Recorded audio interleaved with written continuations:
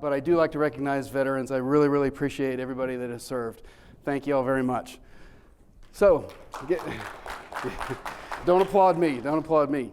I got to ask: are there any electricians? Are there any ladies named Heather? Are there any French people in here? No, we got one. One. Okay, we have a boy named Heather in the back. Okay, at least one. Okay, so I just want to apologize in advance because we're going to embarrass you or insult you.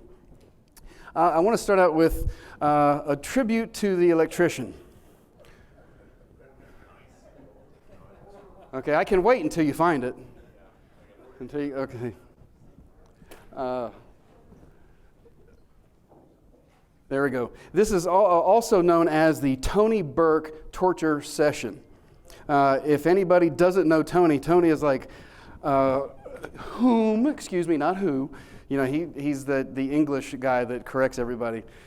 So this is Tony, you're going to love this one. If we need to hold you down or anything, just let us know. Okay, hold your seat. This is a white knuckle ride for Tony right now. Okay, a tribute to the electrician. I mean, electricians, mind you, they're some of the smartest people there are, right? It's not easy to pass that test. You got to be a pretty sharp individual to be an electrician. So I'm not taking anything away there. They just can't spell worth a crap. A water, Heather, anybody? Heather. Sorry, Heather, no offense. Well, come on, this is funny. I expected it right off the bat. Okay, we got a water, Heather. How about a Macwave or Disopal? I know that Macwave is pretty funny, right? Or the Miko wave. There's always the Miko wave, right? And I can't remember. There's often more than one misspelling in these things. It's here we go. A Deposol.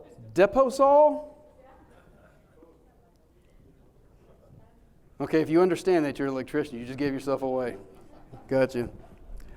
How about the Dispool? Huh? And Dispool, yeah. And for my French friends, this is the Larget AC, as opposed to the Oui AC, right?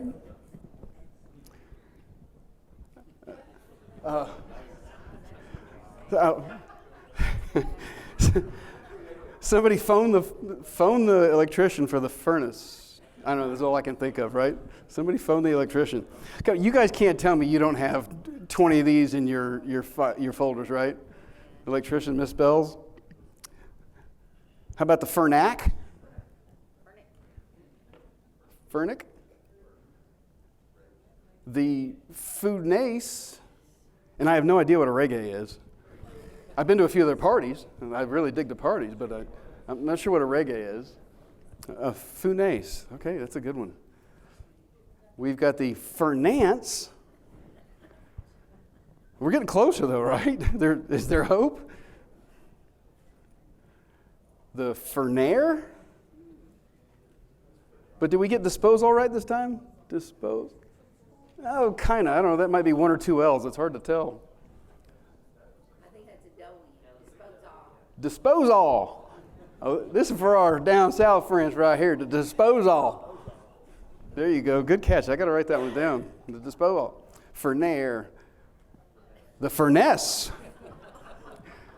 We're getting closer to the what do you call that? The vernacular pronunciation? Is this correct? All right. Tony's still with us. The Frunace. Wow, right? Yeah. They spent all their money on math and science and no English. The Furnace. Is that the only one you see? All right, the Furnace. How about that old Fernang? Back down south here. Oh, and a Bonner? A boner? Bonner? I don't know. That's a special one right there, right? Get your minds out of the gutter, people. And none of this, by the way, was brought to you by Prestige Electric on Orange Avenue in Orlando, by the way. But there's more. How about the Freuer? And what the hell's a GFCC? Ground fault circuit? I don't know. And you're an electrician. The GFCC. Okay, the Freuer. Because there's nothing more important than the family, right? The family room. Now this one is funny. He was on the right track, FLODS, and no, that can't be it. It's got to be FLUDS. Yes, that's right. Floods, because that's how it sounds, right? All right. Got our floods. A toilet?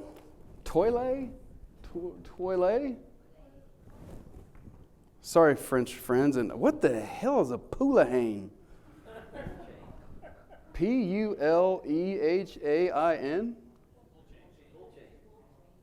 Oh. Okay, there's a pull chain next to the toilet? Okay. How about the dishwasher? That washer? Well, now, yeah, please don't confuse that one with the disher. Okay.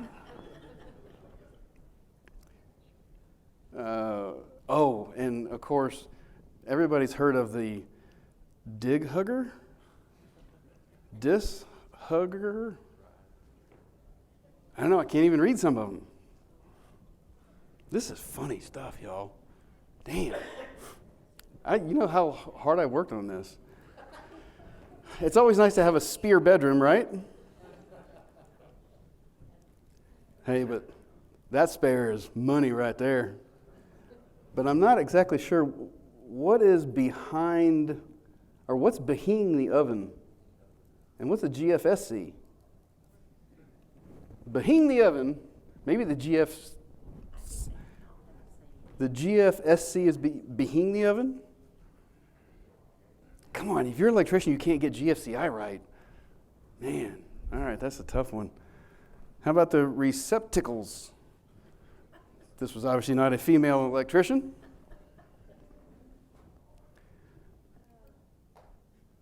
Or the heat disconnect. Yeah, not that connect, disconnect, right here. That one, you got it? All right. The disconnect. I clearly should have started out with something funnier. I thought this was going to get you guys. Okay, just a bunch of stuff, man. Just keep it simple, stupid. All right. How about the rapping electrician, the junkie on box, feeding the garage plugs?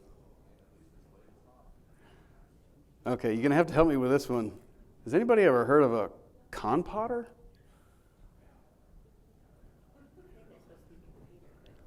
Computer. Ooh, maybe it's computer. Could be computer. Good one. All right. Right now it's the con potter. So if your con potter goes bad, at least you know where the disconnect is, right? How about the compressor? Not funny. Okay. The drayer. You've seen the drayer. Everybody's seen the dyer, right? The dyer and the cloths dryer. If you have a cloths dryer, you also have a cloths washer. Very good, very good. Everybody is awake. I'm loving this, loving this. And where do you keep all the meat you store? No, in the freezer. Come on, in the freezer. Down south we have these things that pop out of the ground and they shoot water and they water your lawn, because we do that all year long in Florida. They're called sprinkler timmers. So it's something technical you got to learn when you move down to Florida, okay? Yeah, there just wasn't enough room. I guess if you're writing from right to left, yeah, just where it ends up, huh? All right. Outlot, outlot, kitchen, out, outlot, outlot. Because the rest of those outlots were found in the kitchen, or wait, I don't know, was it the kitchen or the fitchen? I don't know. Does this house have a kitchen and a fitchen, or two kitchens? Okay, golly. There's got to be something funny in here. It's going to get y'all. Yeah, no offense to any former generals in here, but the general lights and plugs. And you keep your cold beer in the refrigerator. Where are you guys from? In the refrigerator. I mean, some people have one in the garage, and they just call that the frige. It's supposed to be the refrigerator. Yeah, that could be. Now, but this one's got two friges. John? Yeah. The investigator, the mitigator use the refrigerator. They do now. I like that, absolutely. Okay. We keep the cold beer in the refrigerator. Is that what you just said? There we go, the refrigerator. And where is that refrigerator located again? No, it's in the garage. It's located in the garage. Got it? It's in the garage. Or the garage. Entery. The GFI at the garage entery. So they got that going for them, huh? Here's one with a few of them. The Hool bath, the Hool light, and something. The family room, the muster bedroom. And there we are. There's the garage. We got two of them in the garage. Sounds like Larry the cable guy was once an electrician. Oh, no, not Larry. His friend Mater. Yeah, it was his friend Mater. Yeah, that's right next to the muster bedroom is the Mater bedroom, right? Okay, commercial electricians are not exempt either. Here's our first floor panel. Our first floor panel, all right.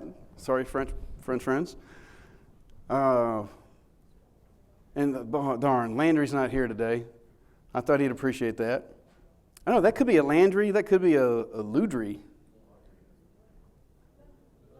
Yeah, it looks like L-U-U-D-R-Y, doesn't it? Huh? Yeah. Hey, you know, and y'all laugh at us. It's hard being a Southerner. It's a fire alarm right there. Hey, right there, Junction Box for the fire alarm. All right?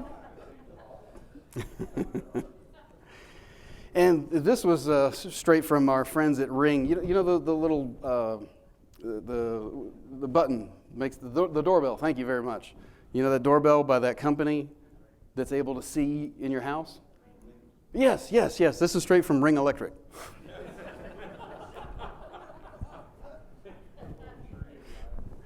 Okay.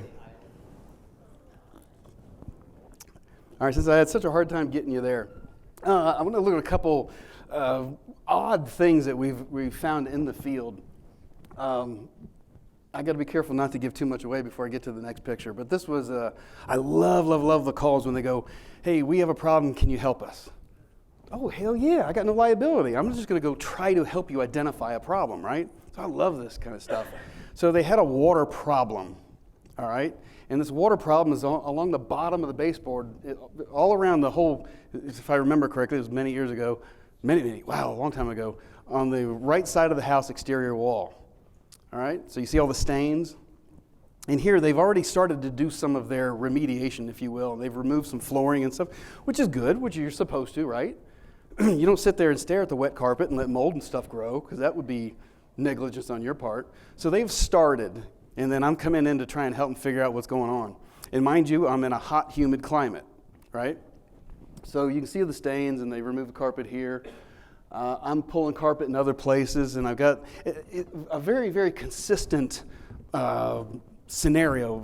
Everything's very consistent in here, right? So it's not like a thing happened.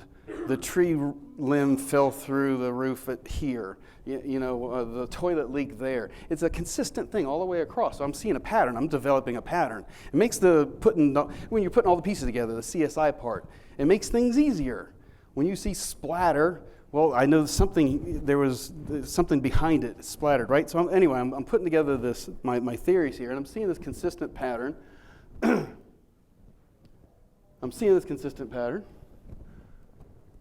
Here we go. And now, mind you, this is like our very first infrared camera ever. This was a long, long time ago, which is why it's not the clearest. But you see the anomaly here? I'm getting that over there in places, and I'm seeing the pattern, again, all real low on the wall, all the way across the whole exterior side of this wall.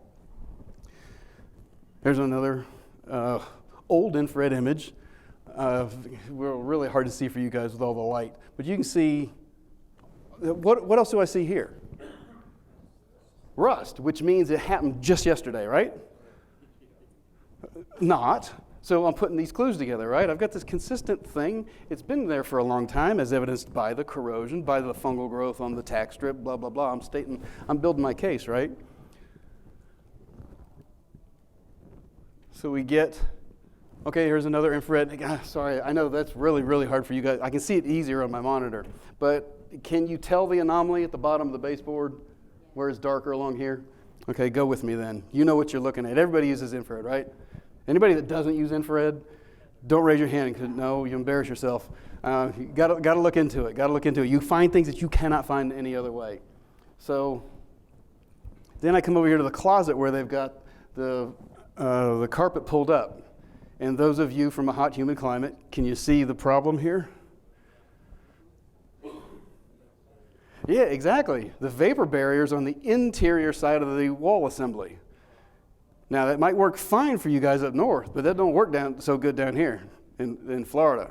So 10 months of the year, we know the second law of thermodynamics says hot to cold, more to less, high pressure, low pressure. So in Florida, excuse me, you know how to spell that, right? The migration of moisture is towards the interior of the house because we're running the AC, right?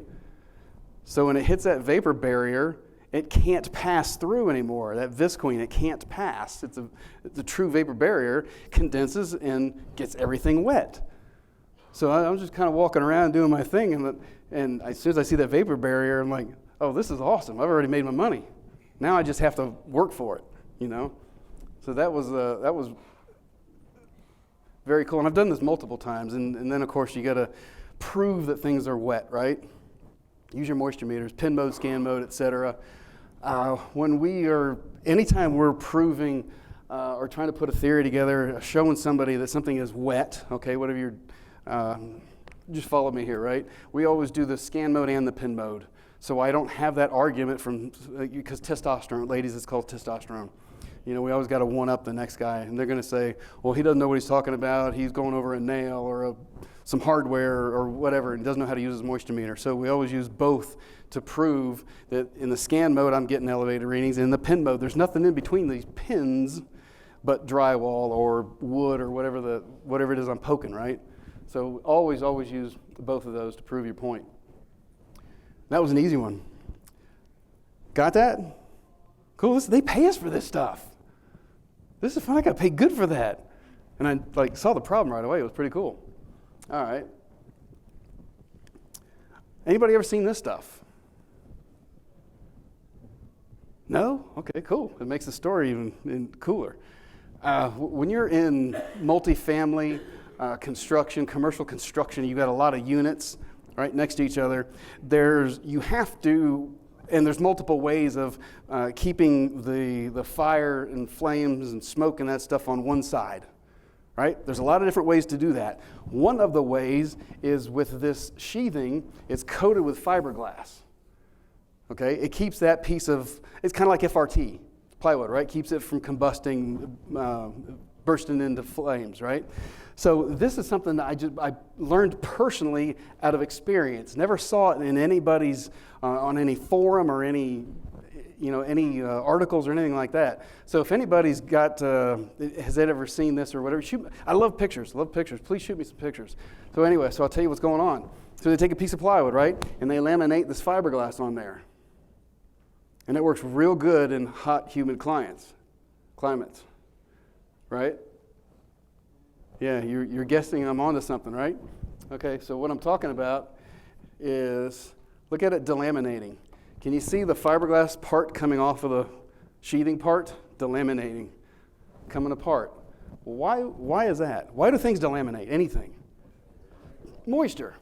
Exactly. So, okay, now I'm putting the pieces together, right? So I'm going, okay, we might have a moisture problem here.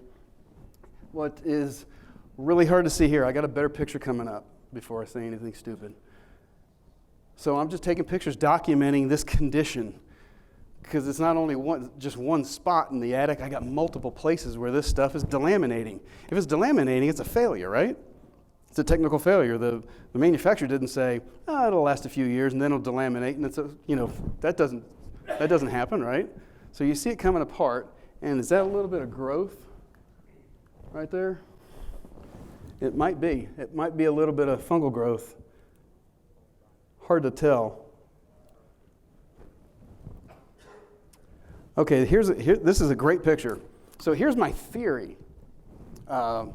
It's not hard to prove anything, but you have to do these steps, right, in your inspection. You see the sheathing portion that's laminated. You see that fastener sticking through?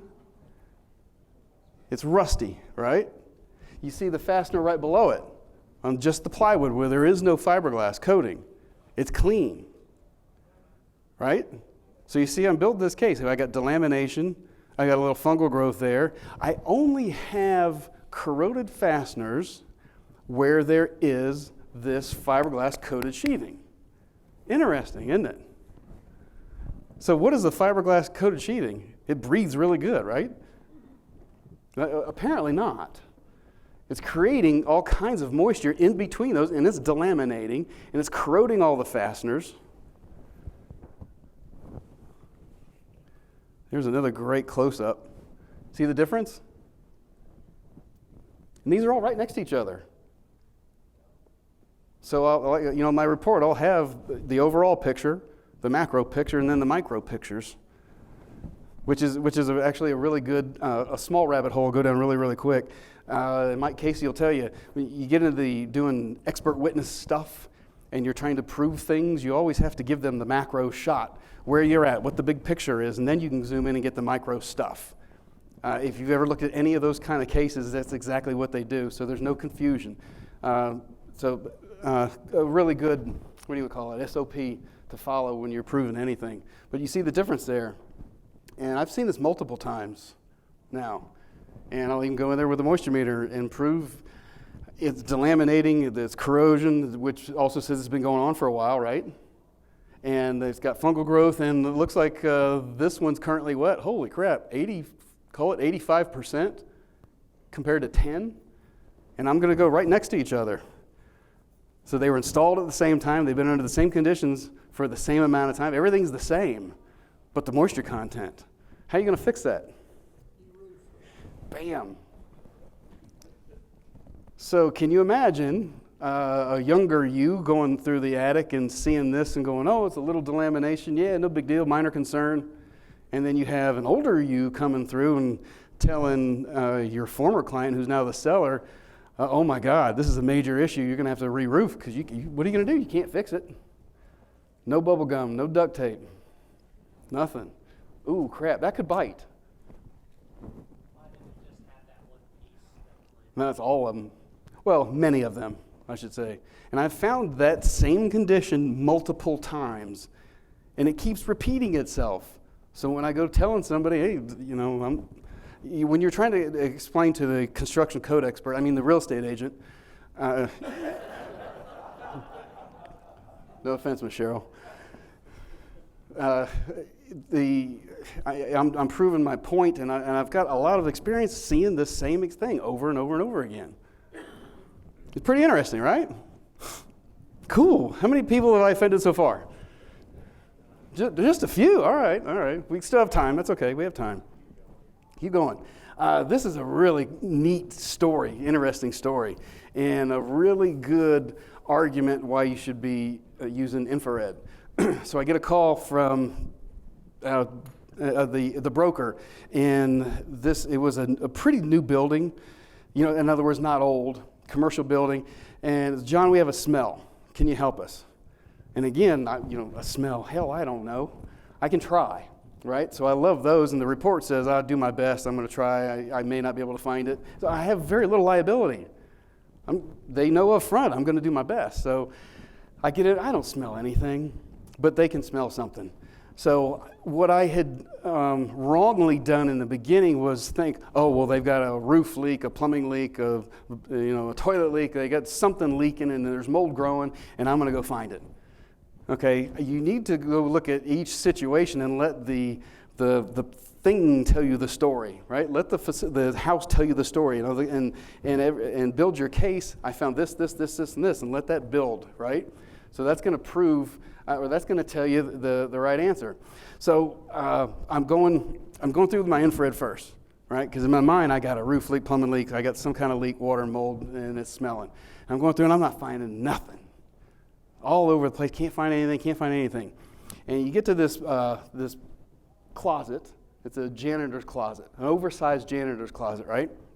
And the mop sinks? We call them mop sinks.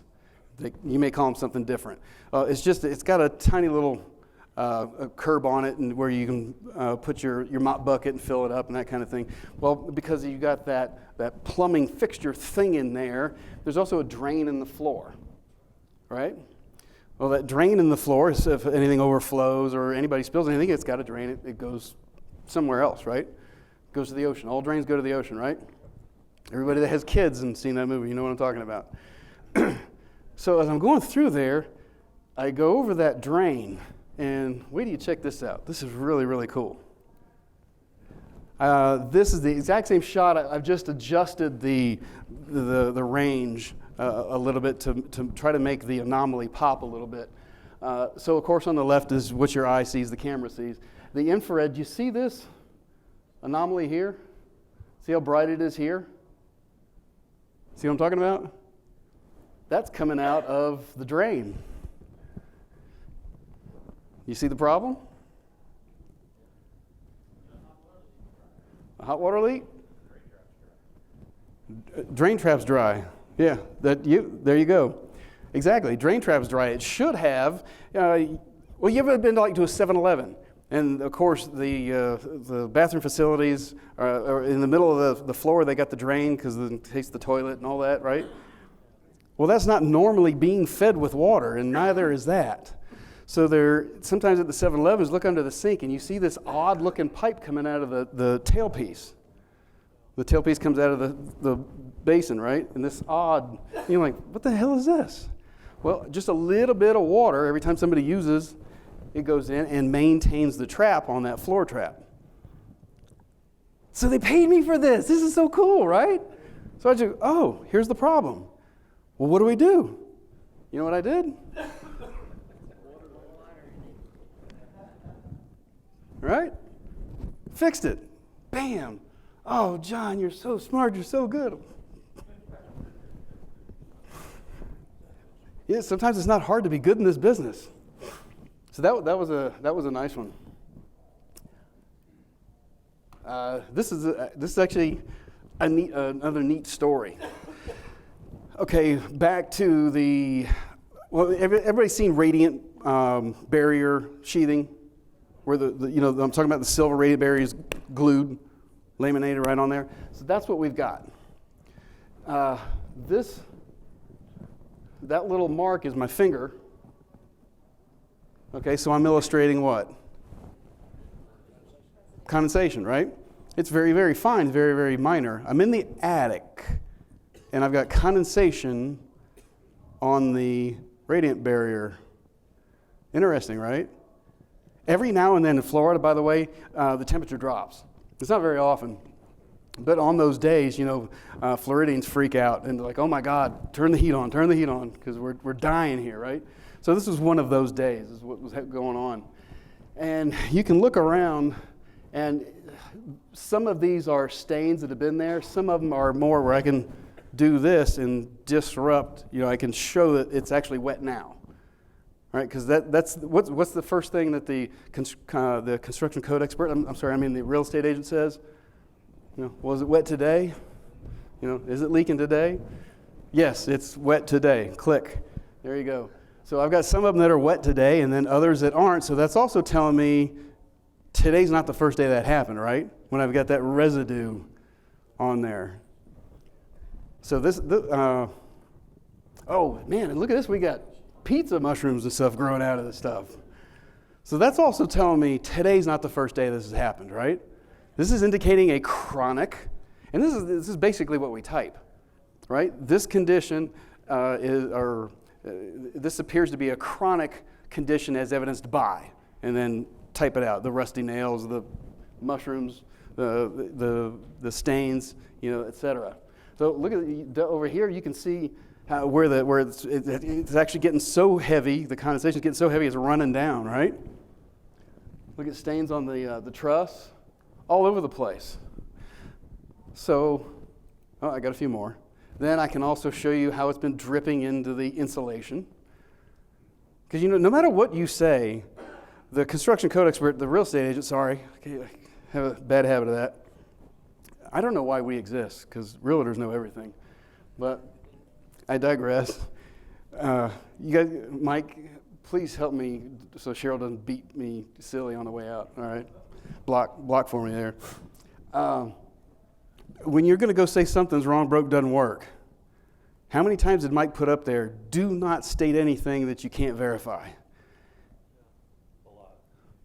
A lot, for a reason. Don't state anything you cannot prove. It's better to say, I'm not sure, than to say, A, B, C, X, Y, Z, right? So I've got to show that this has been chronic. And it's dripping in the insulation here. You can see dripping in the insulation there. Oh, there's my finger showing you that it's an active thing right now. Well, this is kind of cool. It probably happens to you guys more up north than it does us. This is kind of strange for me to find this in Florida. This condition was confined to an area. I don't know, it was an area about yay big, right? This little area. So that's telling me a thing is happening, right? It's not a global condition like I had on the house where the whole exterior walls look the same. I've got a specific thing. So now I'm looking into what the hell is causing all this condensation. Well, this is right above the attic access that has no insulation, no gasketing, no nothing. So it made sense to me now, well, it's hot and it's normally hot and humid in the attic, but when it gets cold and we're running the heat because we're scared to death of cold weather in Florida, it's migrating up around this uninsulated, ungasketed, non-gasketed, whatever that is. Tony, sorry, kill me later. And actually, the heat and everything is condensing on the bottom side of that. Pretty cool, right? Oh man, you guys are really tough. I was proud of myself, going, man, I figured this crap out. Nice job. All right. This was actually another neat one. One of those phone calls. We have a problem. Can you help us? I'm like, yeah, love this stuff. It was a condo. I think it was a 3-story, if I remember right. 3-story condo, and it was lakeside, or at least the back was, so you can see the pretty lake and the grass and the ducks and all this. And they were having humidity problems. So they had the AC guy over, and they've had all these other people over, and last, but not least, is the home inspector, right? So I get to go over and, okay, well, try and figure this out. And going through with the infrared, and, sorry, it's a bad shot up there, much more evident here. Look what I got. Can you see all those? What's that? Nope, not cold beams. Yep, at joints. But this is the wall that's facing the lake, right? So here's what I had concluded. The wind is blowing against this wall assembly all the time because that's the lake side, right? The other side is protected by other buildings and stuff. But over here, all that wind's blowing. And what is in Florida air? A whole lot of water. Exactly. And it's actually penetrating, making its way through that wall. And here I could see it. I could actually see it. If I didn't have an infrared camera, I couldn't see it. I've just got to try to figure out why the heck we have high humidity levels in here. It was actually pushing right through the wall. Pretty cool, right? Yeah. Dang. You guys are tough. I'm going to have to find something good. Looks like it had something to do with Oh. the boards, where the joints came together, maybe where it was coming in those areas. Yeah, this is what we call a discontinuous condition, whether it's discontinuous air barrier, vapor barrier, insulation barrier, whatever, something discontinuous where those came together. That's where, yeah, it's making its way through, but it's still getting inside the wall assembly and into the interior.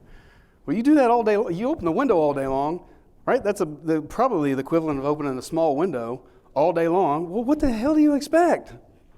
It's going to be humid. And you northern guys, it's going to be cold, right?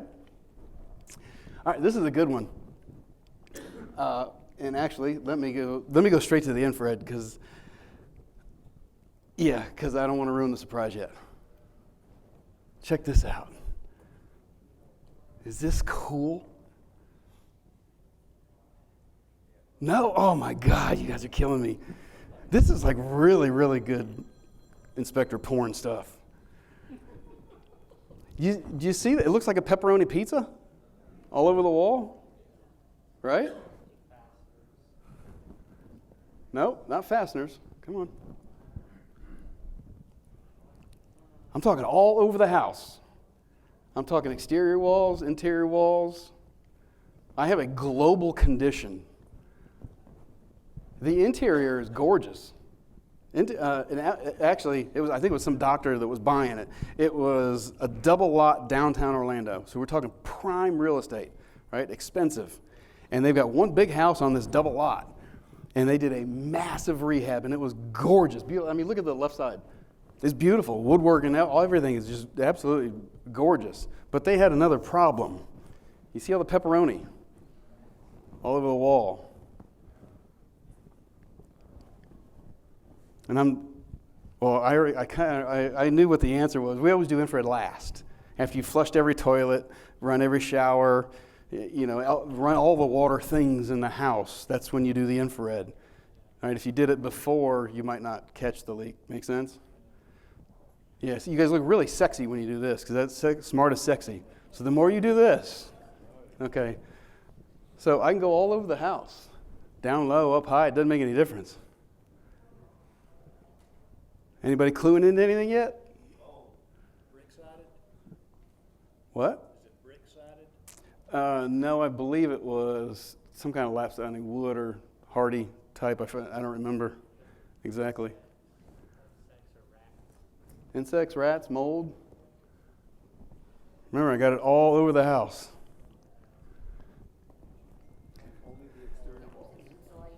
Interior and exterior walls. Insulation anomalies? Okay, so when I'm on the, we also do the crawl space next to last after you flushed every toilet, run every shower, right? So when I go underneath, if I hadn't flushed the toilet and it leaks, I wouldn't know it, right, if I did it before. So I go to the crawl space, and as soon as I take off that access door, oh my God, it hit me. One of those, one of the worst you've ever smelled in your life, where you, like someone smacked you, hit you. I'm like, oh my God. The mold was overwhelming. And looking under there, they had closed off every vent around the exterior, around the perimeter in Florida, and we got a lot of water in everywhere, but the soil too. Stuff comes up, right? So this is what I got.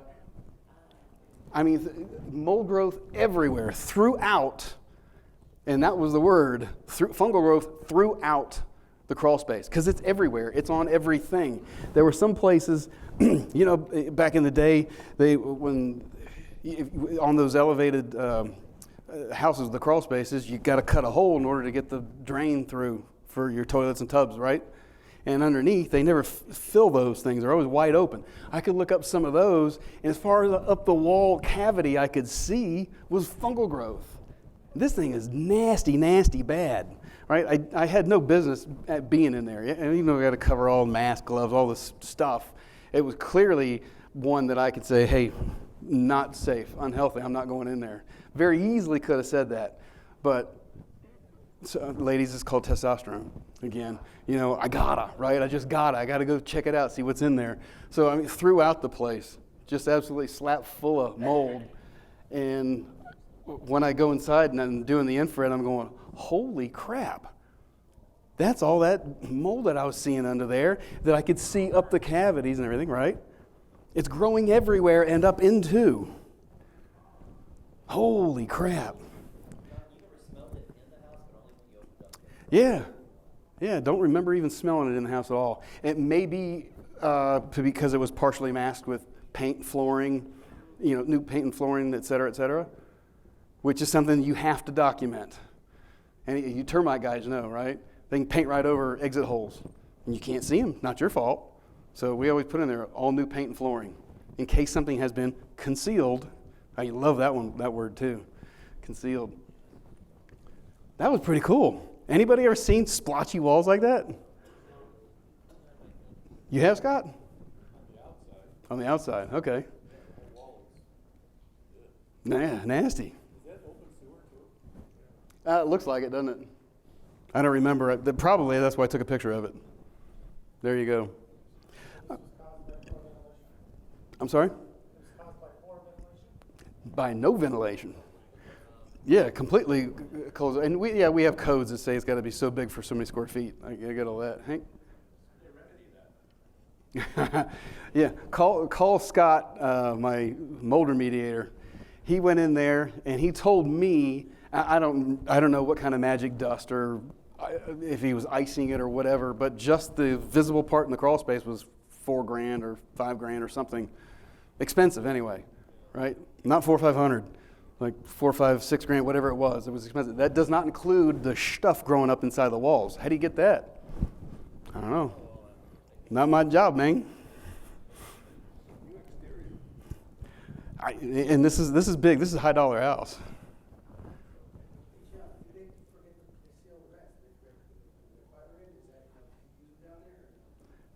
Humidifiers? Dehumidifiers. Well, okay, now, yeah, there's a good argument. Okay, if you're going to seal it up, well, then it's interior space. You got to do something. You got to put a vapor barrier. You got to put a dehu system in there. You got to somehow seal all this stuff up, which they didn't.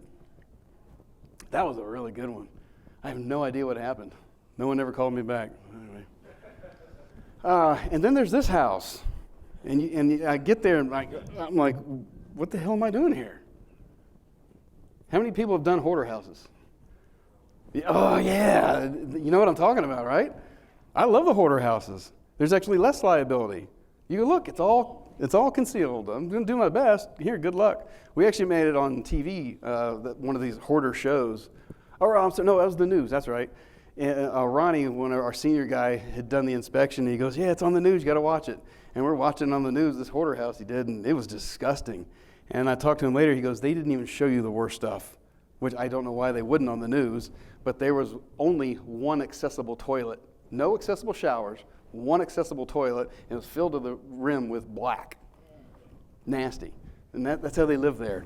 This was kind of close.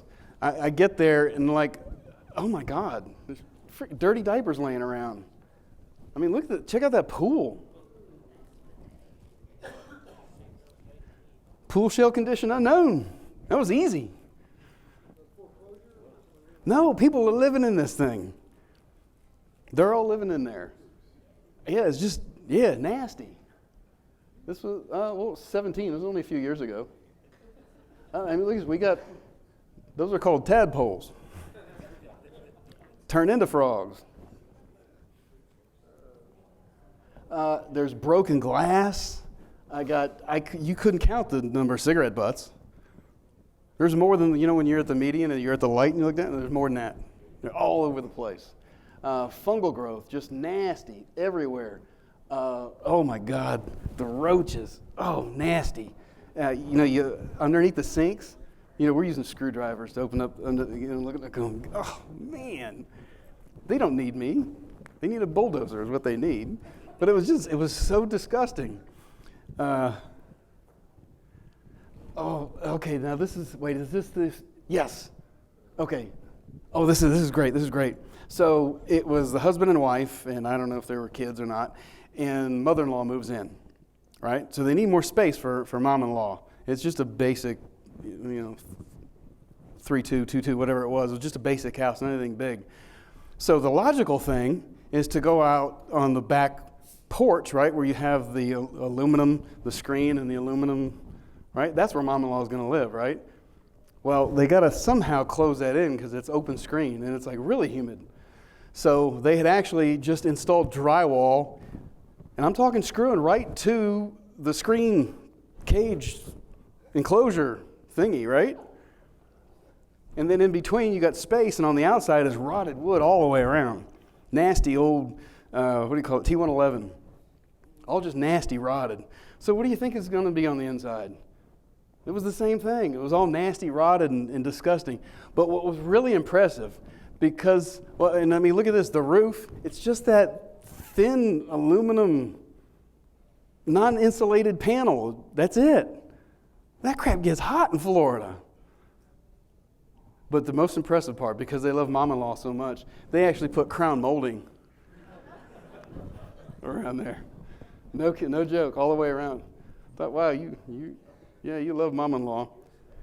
Well, she apparently wasn't a real classy lady anyway. Just tossing crap everywhere, food and I'm not one to judge, but just saying, there's stuff all over the place.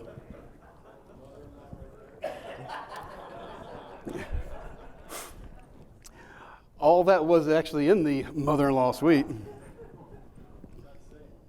Just saying. I'm not here to judge. I just take the pictures. That's it. Okay. So this is great. We're in Baldwin Park. This was the old NTC, Naval Training Center. So the houses are not very old. They're actually really, really nice. And as a matter of fact, they were still building some at the time. And we're on this new construction. And not all the houses in there were brand new. This particular one was brand new. And the super was not happy to see us. And I totally get it. I totally understand it. There's a lot of people in this business that shouldn't be in this business. I totally understand. I'm not upset. I get it. We're there to prove ourselves, and that's what we have to do every single day, is earn their respect, right? So I'm trying to be nice to this guy, and he's not having anything of it. He's having a bad day, whatever it is. Don't know. So, okay, no problem. And I do the roof, and it's starting to rain, okay? And I notice something on the roof. And when I come inside, and I go find him, and whatever his name was, Super Dave, hey, listen, we've got a problem. And he's like, I don't have time for you. And he would use colorful words and stuff and didn't want to listen. I said, you need to listen to me. You've got to listen to me now. You're going to have a problem in the bathroom here in about 2 minutes. And all of a sudden you could hear it. So when I was on the roof, they kind of forgot something. Can you tell that the raindrops are starting to fall? Well, yeah, you can kind of see it in the underlayment here, see? Yeah, it's the raindrops were just starting to fall when I was up there going, oh, this is not going to be good. We have some pretty healthy rains, when it rains. So all of a sudden you could hear the water it's a straw from outside to inside, right? In the bathroom. And it's pouring, and water is pouring out of the ceiling, the exhaust fan. And I said, I was trying to tell you. And man, was he fired up on his phone. You motherfucker, screaming at his guys, get over there now. Not after it rains, now. You get out here now, because this is what was going on. So I was like, hey, sorry, bro.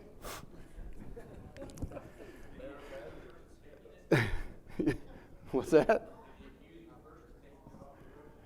This is one of those rare occasions where he didn't. He was just too mad. All right. Okay. Some more Inspector Porn. How many nails are you supposed to have in a bucket? Any of their, Just one. Good answer. That was his answer. We got one nail. Okay. This one, no. No, but you still got to go tell them. I try to inject a little humor, when you're delivering bad news. You went, hey, it may not fall down, okay, but if you're going to have a fat guy on the deck party right here, your probability goes much higher.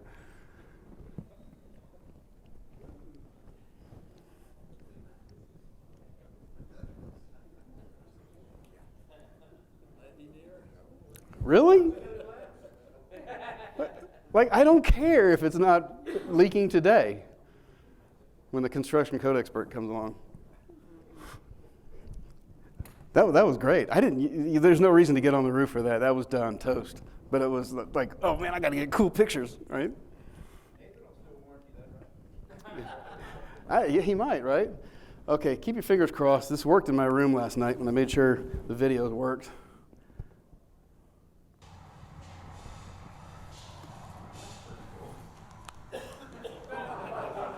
Do you see it yet? Wait a minute. Let me check. Double check. Yep. Okay. Yeah, that was a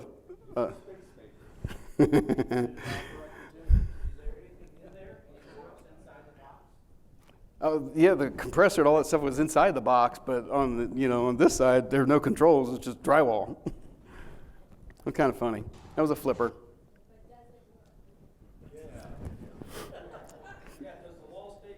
No access. Oh, come on. Okay, manually go forward. There we go. This is what you call your government-funded building. Certain times of the year, there's those dang coroplast signs, and there's a zillion of them on every corner. Is it not genius? Right? Preserving history. That's what I got to change the name of that to. Preserving history. That's a good one. There's an entrepreneur that saw an opportunity. I need a roof. There's 1,000 of these coroplast signs on every corner. Dang, right? Yeah, look, they did the walls too.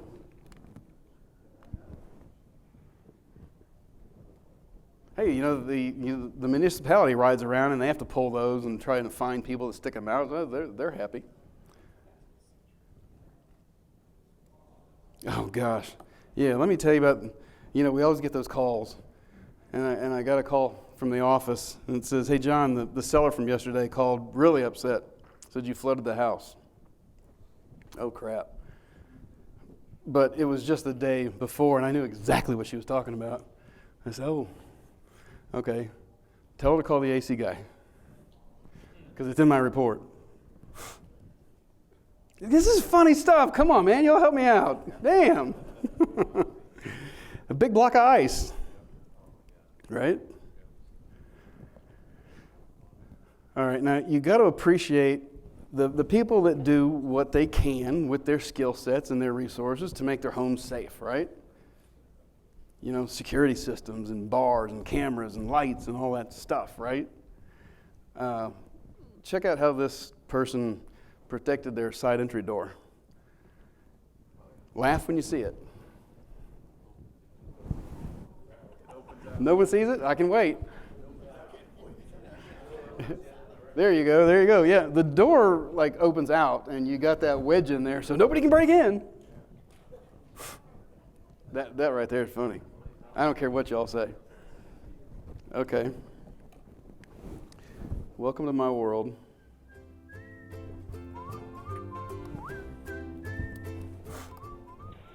I've been taking funny pictures that stupid people have done for years, and it just never ceases to amaze me. People, that is. Check this out. This exterior screen door.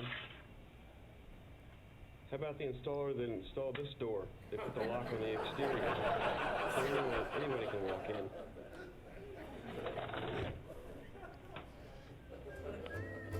But wait, there's more. You know, I did this once already, but wonder how I'm going to get in this house.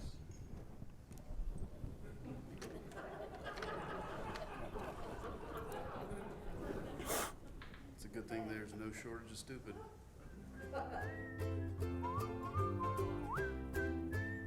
No, not going up. Yeah, you thought the other two were funny?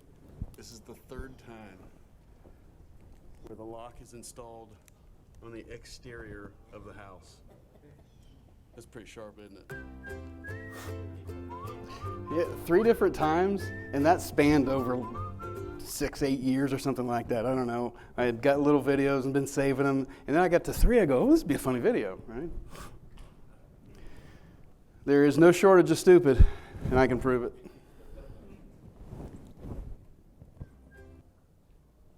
Y'all ever seen a badonk-donk filter?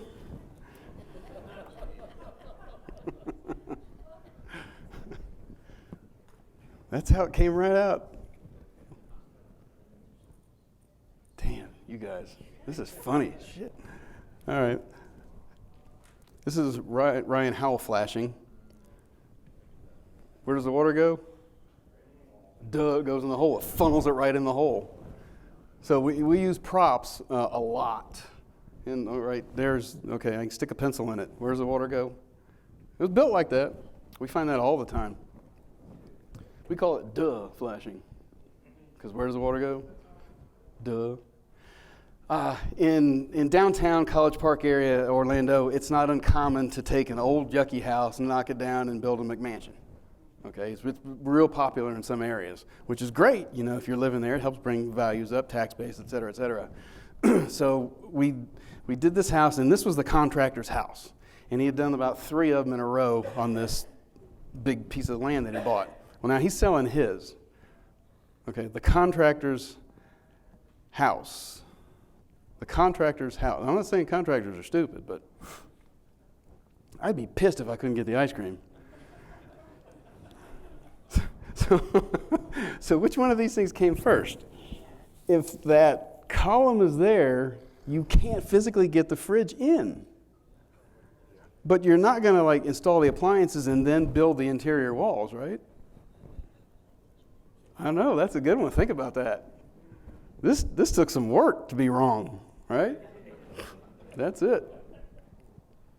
This one, picture, I'm driving down the street, and I kind of remember this one, and running a little late, but driving down the street right in the middle because there's no traffic, and I look over and did a double take and had to hit the brakes and back it up.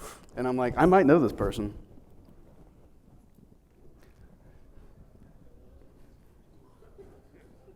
So this is a close-up of that. Yeah, okay, not only is it upside down, but backwards. How in the hell do you do that?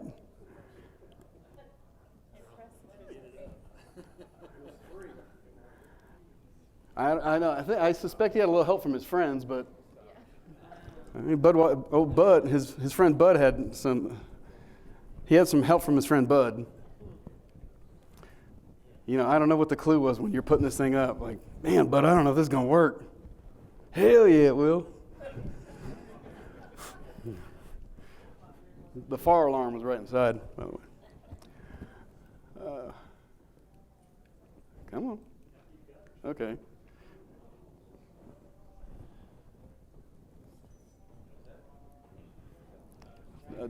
A downspout, yes, it's a downspout.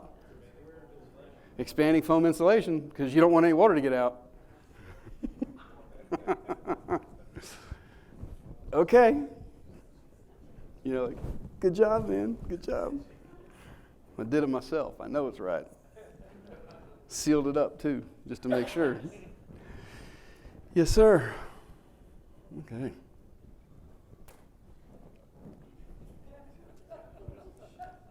You see it? And this is a commercial building. It was actually a church. So this was a very, very large roof. So you see how the scupper thing catches the water, and where does the downspout go? Into the wall. And look at this.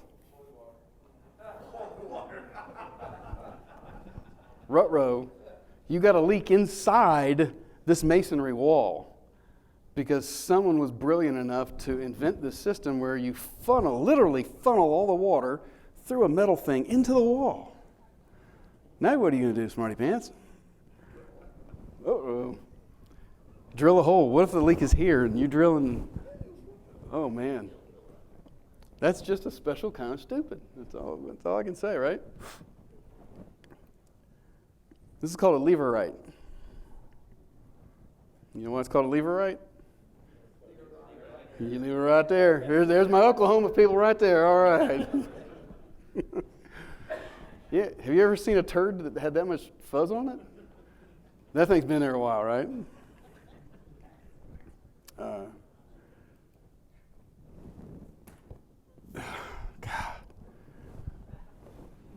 Yes, they did.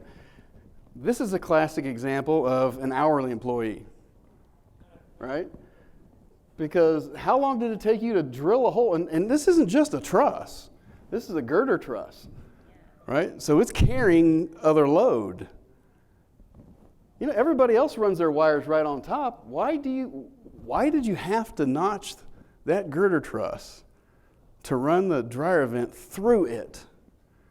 At what point of the process did this make sense to you? Must have been a plumber in his previous life, right? The new chainsaw. I got a new chainsaw. That's a good one. Yeah, okay. That was pretty sharp.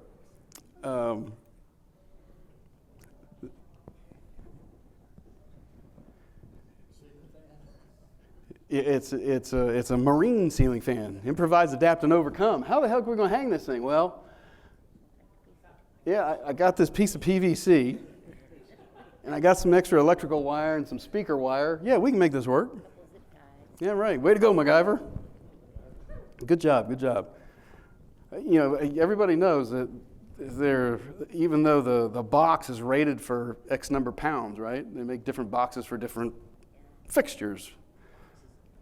A box is a box. Yeah, well, a lot of them come with that little metal thingy, right? So when you bought this thingy, it came with that thingy. And okay, the PVC, that'll work.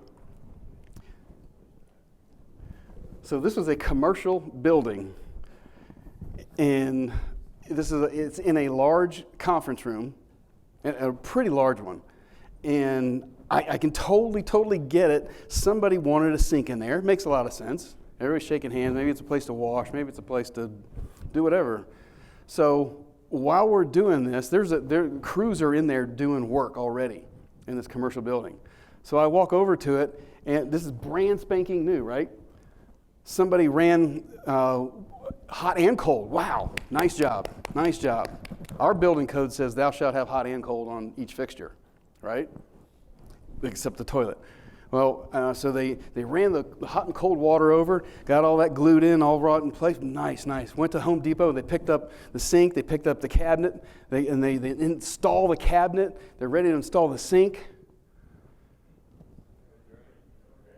Holy shit, we forgot the drain, John. You got that far.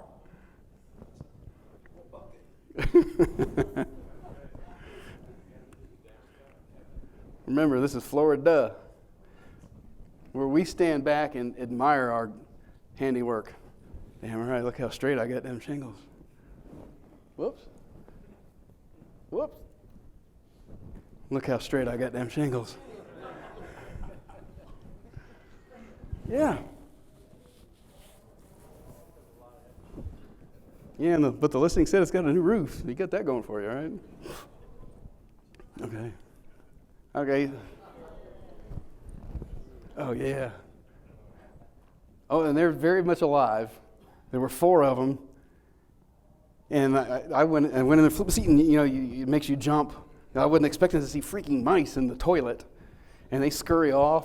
I'm like, man, they're gone. You go back later, they're there again. There was no water. I'm glad you asked. Did we get somebody else to look at it?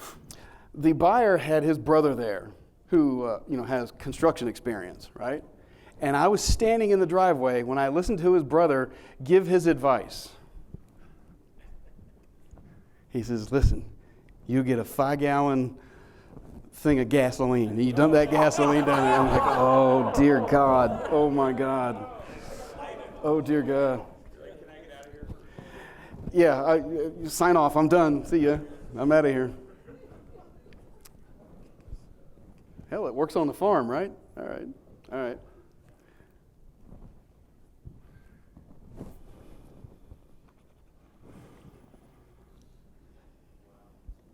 Yeah, wow. Yeah, they got a piece of fence or whatever that is, and they got some conduit thingies. Egress, schmegress. Who needs egress, schmegress? When the fire guy walks up to that and yanks them drywall screws right out of the wall, no problem. No problem. All the hinges are at the bottom underneath the bar. Beautiful, beautiful stuff, right? Okay. Could be. I found locks on the outside a few times. Yeah. Yeah, and that's all you need right there, right? Security. This is probably the same guy that put that when the door opens out. Okay. You ever have in the house and you're like, where in the hell is that sub panel? Can't find it anywhere, right? You're looking behind mirrors and pictures and stuff. You ever thought of looking behind the wallpaper? I don't know, it just never dawned on me, but there you go. Yeah, and I can't remember what it was, but see, there's something hinged over it. Yeah. Yeah, some kind of mirror or something like that. Right? Sometimes things that make you go, right? That's a good one. So which one of these things do you think came first? Right? The thing that leaks or the thing that sparks? I'll put my junction box right here, or I'll put my trap right here. Which one of those came first? Commercial building. And this was actually on the children's wing, the education wing thing of this church. Yeah. Yeah, right? So, who do you call, the electrician or the plumber? Both. Yeah, have them both scooch over just a little bit, right? This kind of dovetails back into Mike's presentation. Balconies, man. Balconies. We always start the inspection like the day before, and you're online. And sometimes the code experts, the agents will have pictures up, and Google will show you what it looks like outside, and you get information. And you start seeing some things and documenting. Like I can see the main electricals on the left side of the house. I can document that. That's required by our state standards. You get all this information. The very second I see a balcony, we've got a CAN statement that goes in. And everybody should have some kind of CAN statement like this. If you don't like mine, you're not going to offend me, but if you can pull pieces out of it, help yourself. Balcony areas are by nature vulnerable to moisture intrusion due to multiple joints and building products. Generally, the finished flooring is aesthetic, and the roof/underlayment below is the real water barrier. Interior leakage can occur often. Sorry, Tony, I screwed that one up too, didn't I? Can often be unseen and unpredictable and will always require monitoring and maintenance. We pay close attention to all balconies during the inspection, including an infrared scan, but cannot verify interior defects or damages. If you can add to it, please, I'm open. Do you have something with cantilever too? Yeah, but any balcony, any deck, anything like these go in. You can actually slow leaks are worse than major leaks. Because the slow leak gets in there, it will rot the framing stuff, it will corrode the fasteners, the hardware, anything like that, over a slow, long period of time, and it may not necessarily manifest itself on the bottom. You can't see it. Whereas a big leak, you poke a big hole in it, well, duh, there's a leak. That's easy. and water passes quickly. So there can always be hidden damage, and some of those are catastrophic. Everybody has seen the Chicago deck collapse and those kind of things, right? I think we had one recently, a few weeks ago. There was another deck collapse. So balconies, man, this very second, that goes in there. Y'all got that?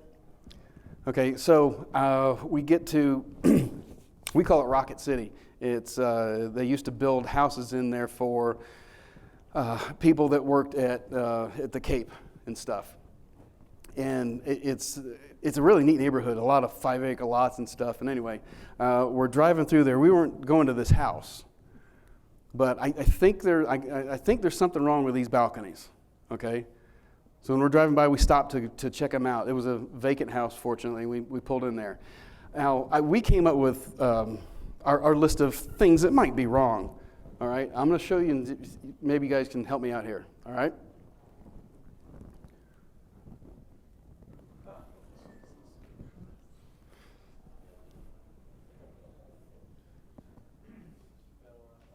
It done fell right off, didn't it?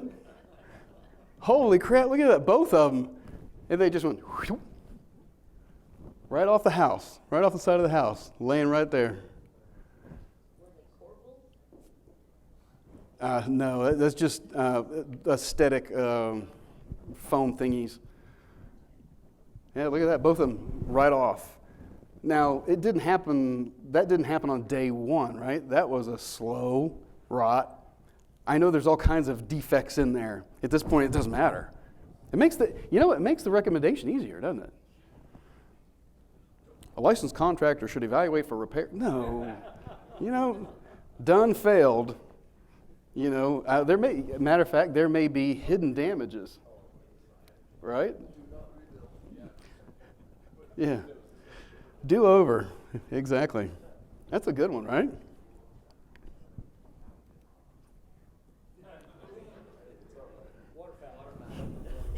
Hey, Tom, go fill up that bucket real quick, will you?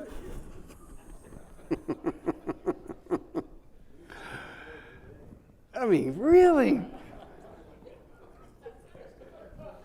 See, y'all moved to Florida. It's endless.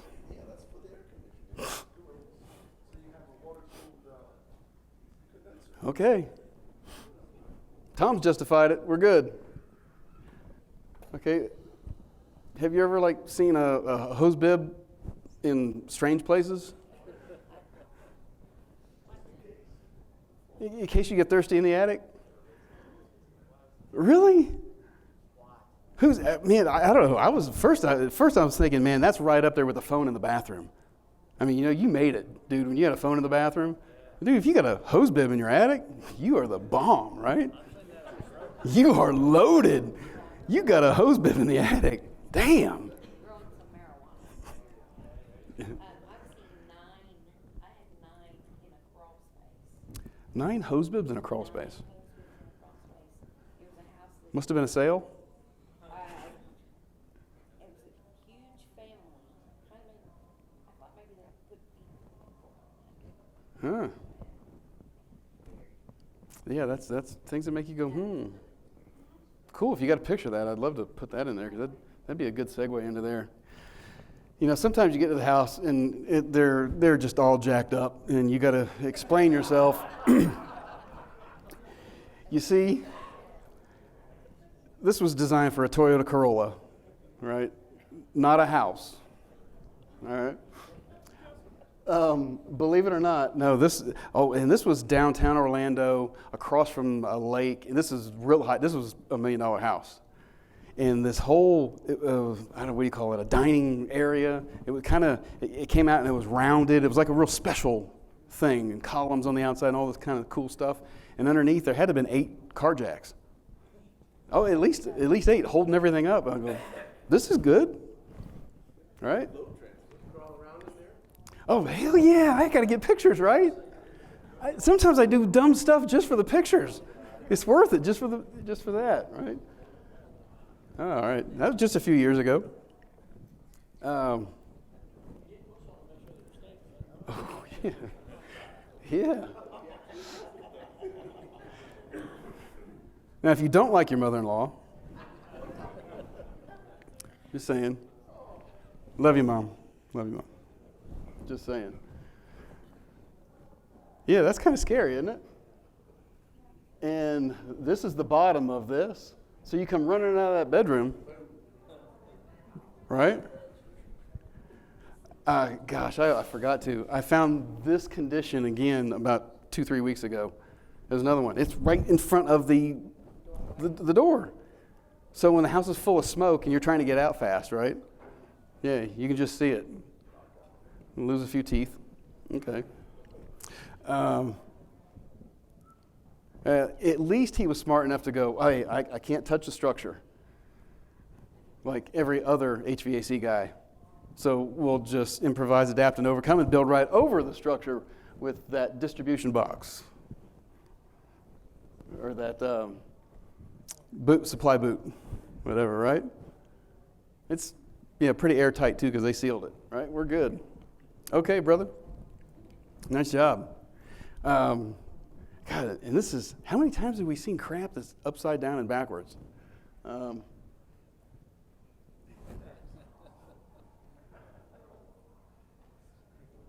know, you should see my view. Everybody's sitting there going, like, what? That's exactly what we're looking at going, what? You actually installed it like this. Okay. So, not step on those. And, what are those things that hold the shingles down on the roof? Staples. How old are you, Tom? Good Lord. That's so like 1990. The things that hold the shingles down? Gravity. That's how they do it in Florida. That's how we do it in Florida. Now here's where you get in trouble, right? If you're on a roof, if you get on a roof and you go, okay, there's been a previous repair and move on. Well, I see this previous repair and part of our SOP is we always try to check the fasteners. Always. I've seen desktop staplers. I've seen screws. I've seen all kinds of crap to adhere shingles. And I'm lifting, and I'm like, there isn't any. I was like, Bo, come here, check this out. And he goes, what? I go, tell me how many fasteners are on each one of them shingles. And he goes, the whole thing comes up. So then we had to pose to get the pose in there. 0 nails. But the roofer fixed it. Yeah, okay. Now when they start slipping and the wind blows and a leak happens, and who's going to get the phone call? Yeah, me and Tony Burke. That's right. So it wasn't real hard to go look, and bam, called it out. Now who doesn't get the phone calls? Right?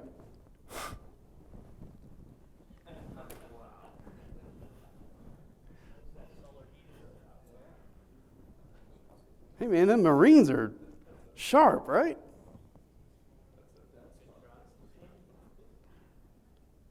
Come on, that's pretty cool. That's pretty funny stuff. You guys spent a lot of time on that.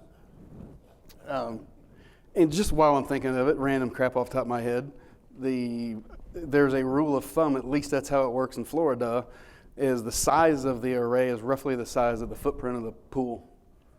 FYI. Right? Not that we're doing any engineering design, but I'm looking at that and looking at the pool. No. Not going to work.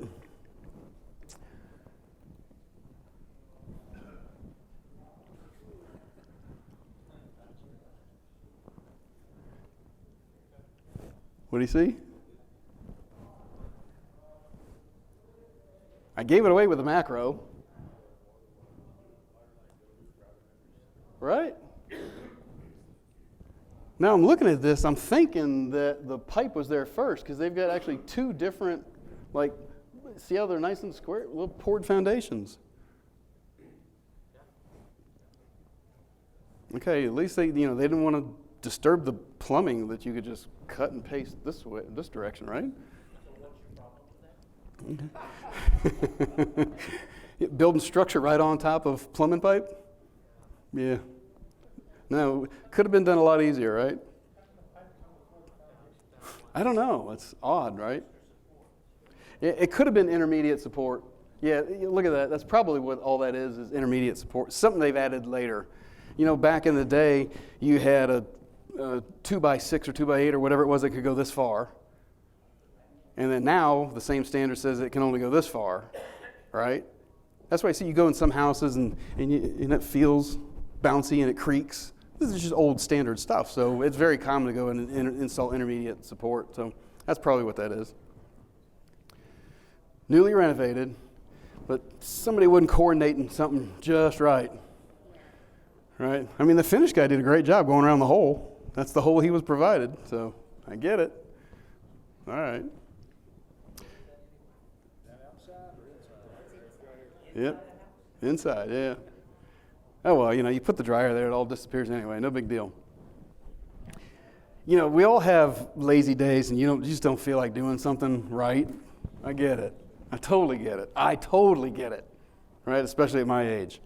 But one thing I would never do, if I chose, you know, say one day you woke up and you go, man, I got a great idea.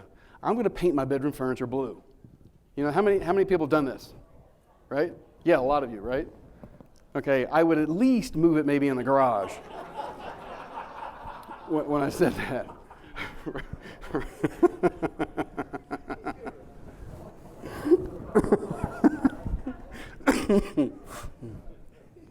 That right there is funny.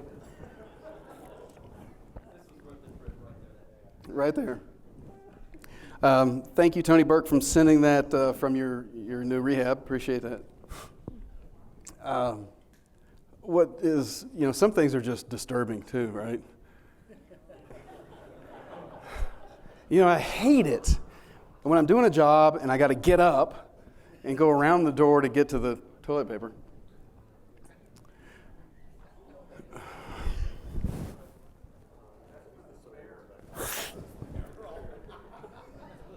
Okay. Now, maybe we should have had this in the beginning, the electrician part, but, you know, what the hell do you say? Do you have no brains? Right? I mean, really? And if I only put this picture in here, now, I mean, first of all, you look at it, you go, it's not 1970 tile.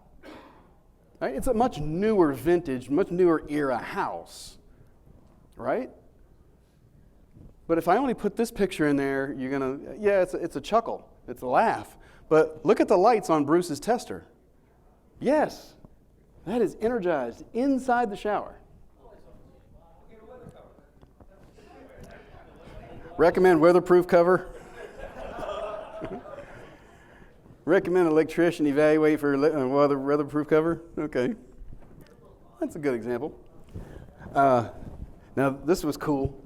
I go in the access in the garage. Okay, so say the garage is over here, and I go up that ladder, and I'm doing the attic, and I'm with Brad, and because it doesn't matter, I go in the attic in the garage, right, and I'm doing my thing, and I'm coming across the house, and I come over to this side, and it was a pretty good sized house, and it was kind of like when I'm crawling across, all of a sudden it drops way down and comes across. Right? So the ceiling would be lower in this area. So as I'm coming across from the garage to this area that's real tall, it's like the family room, living room, nice tall ceiling. And you come over here, where you're getting into the hall and the bedroom and stuff was a lower ceiling. So as I'm coming across from here, I'm looking down. And I look down and go, holy cow, check this out. So, of course, when I exit, I go out that door, and I run into Brad, and Brad goes, dude, you are not going to believe what I found. And I go, wait, don't tell me somebody went in the coat closet and, like, cut the walls and the ceiling out and the trusses out to make another room. It's like, what? How the hell did you know that? Because that's how it came out. You see how they've cut where it? Yeah. Yeah, there's a truss. He just hadn't gotten to this one yet, but that one's cut. I mean, we got stairs going up into the, I mean, how many trusses are you going to have to cut out to make a room up there? A whole bunch. A whole bunch. They're way in the way. Extra room, she said. Okay. Got it. Oh, speaking of expandable, Have you seen those expandable porches? You know, like in an RV? You seen those expanded porches? Yeah, they're pretty cool. You just hit the stupid button and it happens. It's like, you know, this is okay. Do you see the OSB? This is a close-up of this, right? So how about the gap? The old roof ended right there where you see it, and then, okay, and then what's going on here? We don't even have structure above the entry door.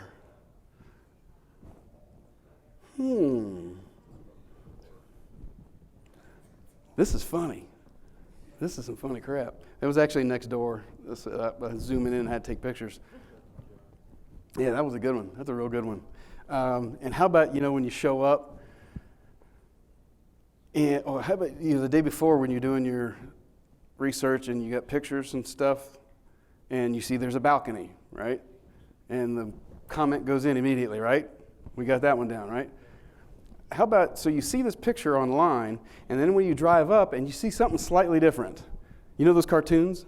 See what's slightly different? So I just saw what was on the computer, and then I drive up and I got this.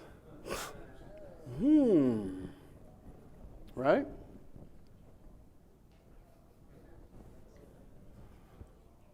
Yeah, I don't think they built that really nice house with these exposed 4x4s and, you know, at least they're spreading the load out up here, whatever. Yeah, I suspect there might be a problem. There may be concealed damages. Just a wild guess. I'm just thinking, right?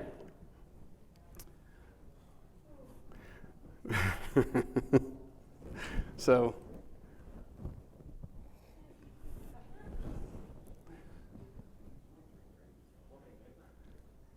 you know a man did this. No woman would do something this stupid. The two downspouts come down and they're head to head. And what happens? You erode a big hole, duh, right? And look at, see all the settling? Well, okay, if you kick the legs out from underneath it, what do you expect? Right? So the whole slab is settling down because of this, or the downspouts erosion, and look at it all the way across the back of the house there. Gee, John, what do you think about this? Oh, no, I remember we have to earn our check, so you have to sound sophisticated and report. Duh, stupid. I can't write that, though. All right. You know, for some people, that little thing that adjusts the temperature, what's that called? Yeah. To some people, it's just a switch, really. You know what a thermostat does, right? When the thermostat, in Florida, when the thermostat gets hot, it goes, hey, condensing unit, evaporator unit, come on, because everybody's hot, right? It tells the big thing to come on, right? Makes sense? Because if you don't understand that, we got to back up. Okay, so one logical place.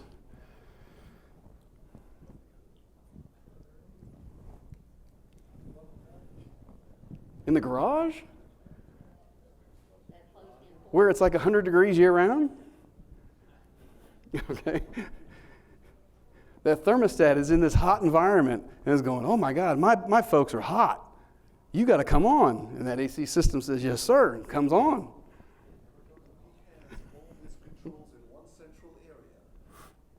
In the man cave. There you go. So there's more evidence. This is why you know a man did this. There's no way a woman would do this. It doesn't even make sense. But, I mean, he's not the only one.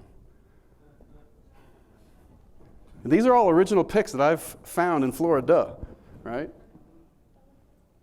Yeah, thermostat in the garage. All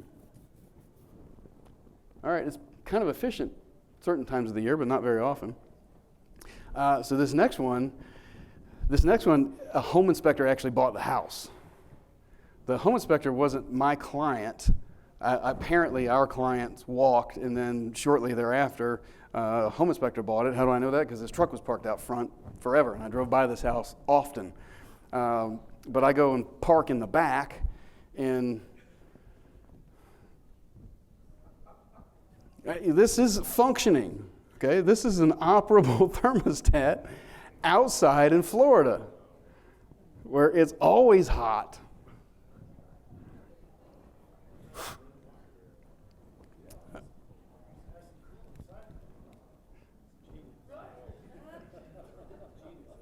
Every time my wife cooks, the damn AC won't shut off. I don't get it. Don't know why, right?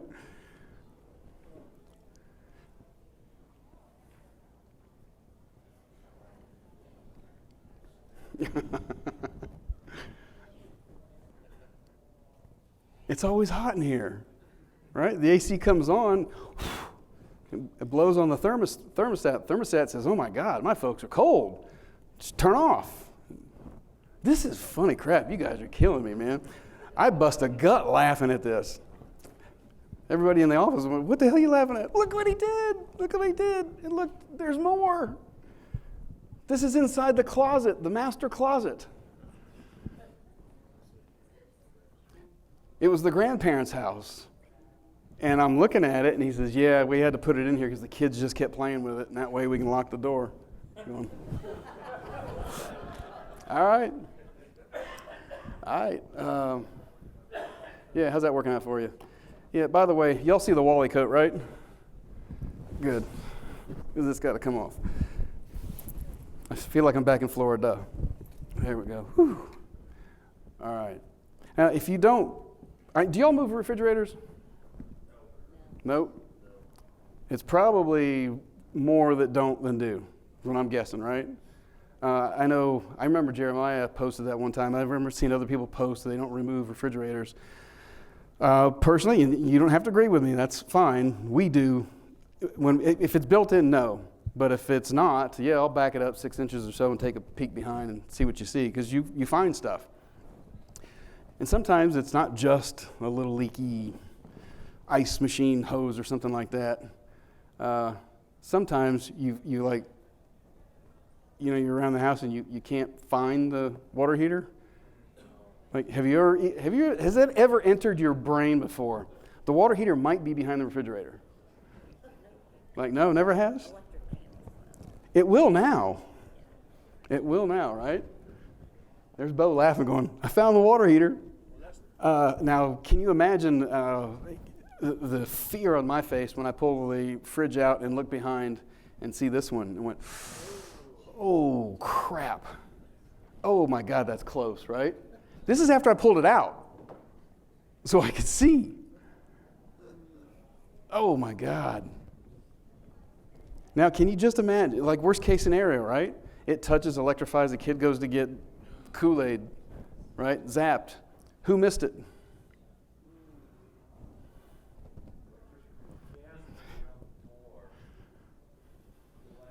Okay. All right. What do you see?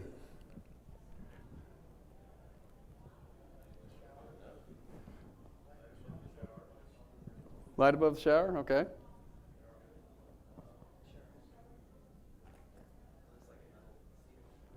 Well, you see the supply vent. Okay, the wall kind of.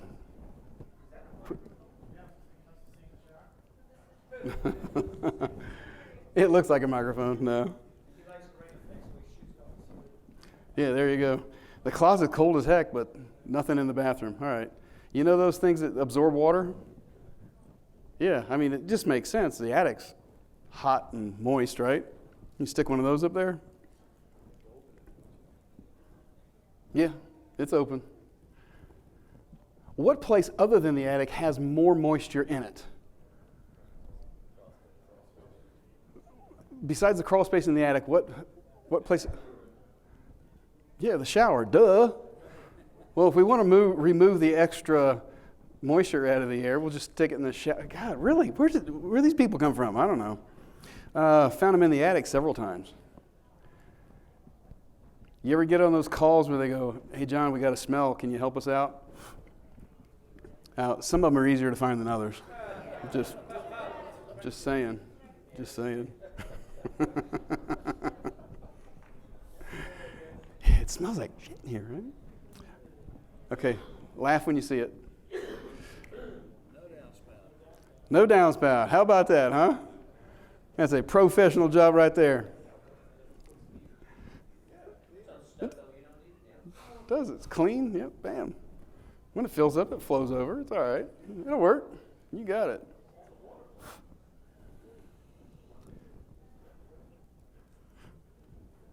What do you see? Obviously an infrared image, right? No what? Not a vent. The funny thing is I can see more on the monitor than I can see up here, but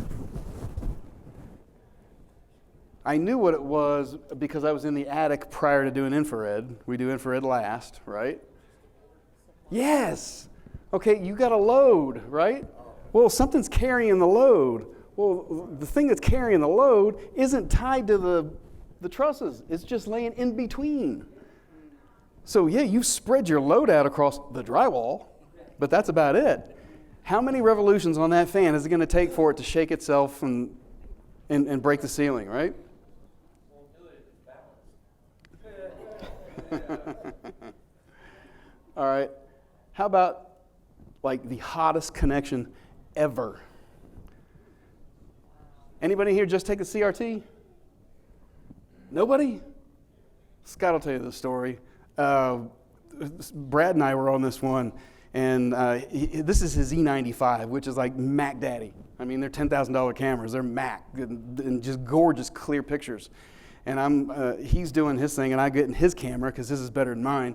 And I go out to do the main, and it trips. And Brad calls, and he goes, man, this went off, and this went off, and this went off. We go back in there, turn it back on. I go, yeah, the main tripped. We come back outside, and we're watching it getting hotter and hotter and hotter and hotter and hotter. And this is one that Bill uses in his presentation. Look at this, 622 degrees. Whew. That one's smoking hot, right? Yeah, on a nice cool day, if that gives you any perspective. It wasn't 100 degrees outside. Ambient temp is pretty low. I had no idea. Really. A really funny story. It's just like this. A friend of mine, Mark Luria, does his inspection. He's going over the report at the end, and they're all sitting around the dining room table, and it's Mark the inspector, the buyer and his wife, their agent, the seller and his wife, and his agent. And Mark says, of course you know about the leak above the master bedroom. And the seller says, whoa, what are you talking about? He says, well, you know about the leak there because the kiddie pool is under it to catch the water. He goes, what the hell are you talking about? And he's getting mad. And Mark's telling me the story, and he's getting real angry, and Mark says, well, here's the picture. And he shows the kiddie pool, and the guy's like, oh my God, I can't believe that. Our inspector must have missed it. Son of a gun, all this kind of stuff. And then Mark goes, well, and he shows them the next picture. He goes, well, here's the newspaper that you stuffed around it to catch the splatter with the date from last week. Ruh-roh. Mark said his buyer was an attorney, and he stood up and he says, I'm going to sue you, I'm going to sue you, I'm going to sue you, and not you. And Mark went, whew. Oh, man.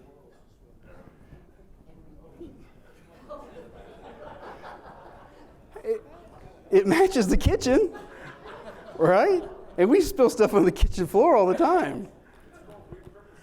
Repurposing. Let's face nail this sucker to the roof. How's that? All right. Hey, you know when those pesky breakers get loose in the panel? And you're looking for a way to hold it up in there, right? Well, this makes sense, doesn't it? Get the tire off the roof. Yeah. It took the tire off from underneath, right? The trailer. Yeah, at least you figured that one out, right? So I go in the attic, and literally, the attic access in the garage. As I come up, all the trusses are like this to me, right? But all of them are bowed. Boom, boom, boom. About 6 of them. I went, holy crap. Literally, they had their weight set, lifting weights, And you know the concrete things that you run into at Publix so your car doesn't roll any further? There were some of those up there. Yes, you can overload trusses. They were never designed for a weight set and a bunch of Publix parking bumpers. Yeah. See how bowed out that sucker is? I mean bowed, not a little. And fortunately, they called our engineer, who anything can be fixed, right? It's sticks and nails, but you got to have one of those things, a stamp that says, I say this is how you fix it. So I got to go back and see it, how they designed the repair. It's pretty cool. Prints were hanging there from the engineer. This is how you fix it. Pretty neat. I should show these one at a time, right?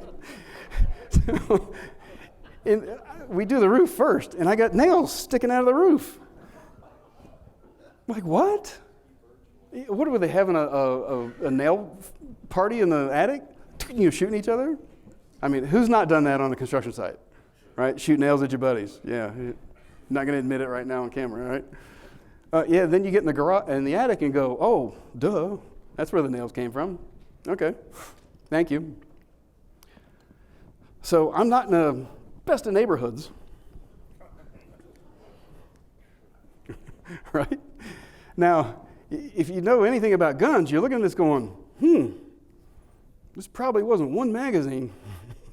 Someone's really pissed off, and they're reloading, right? When you came in, well, first of all, I see all the holes. There's a bullet on the roof. There's where one of the bullets went into the wall.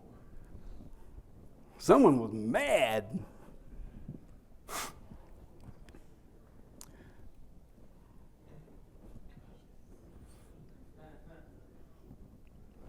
Hey, boss, the screen cage covers the sliding glass door, but there's no balcony there. What the heck, right?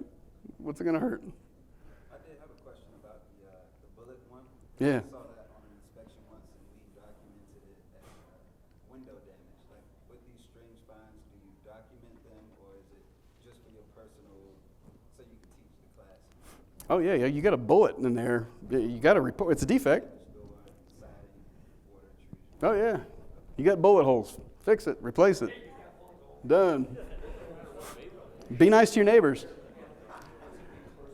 Okay, how did it get like that? I don't know. No idea. I'm looking at that and thinking, I mean, every man in here looks at it and is thinking the exact same thing I am right now, right? I'm going. I got to do it. This is going to be a blast. All right.